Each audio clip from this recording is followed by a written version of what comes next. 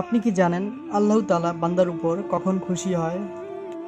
তা জানার আগে আপনি যদি আপনার মাকে ভালোবেসে থাকেন তাহলে ভিডিওটি একটি লাইক এবং কমেন্টে লিখে দিয়ে যান আপনার মায়ের নামটি।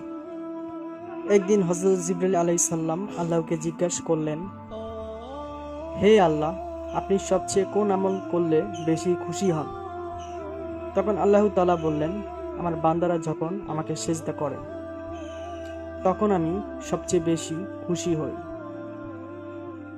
এবং তার উপরে আমি রহমত বর্ষণ করি এবং সে আমার প্রিয় বান্দাদের দলে চলে যায়। আল্লাহর এমন কথা শুনে জিবরাইল আলাইহিস সালাম আল্লাহকে 30,000 বছর সিজদা করেছিল। প্রতিদিন এমন ইসলামিক ভিডিও পেতে আমাদের চ্যানেলটি সাবস্ক্রাইব করে পাশেই থাকুন। পর্ব 2 নাম্বার। পূর্বেকার জামানায় এক গরিব লোক ছিল। সে এতটাই গরিব ছিল তার এক জোড়া জুতা কেনার সামর্থ্য ছিল না।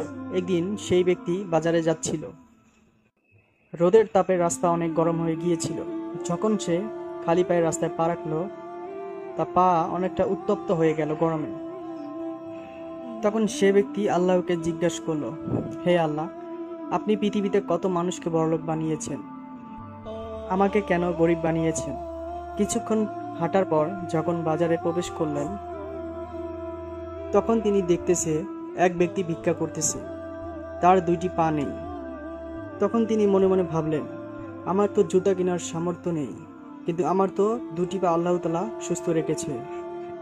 কিন্তু এই ব্যক্তি তো 2টি পায়ে নেই, তার থেকে আল্লাহ তাআলা আমাকে অনেক ভালো রেখেছে।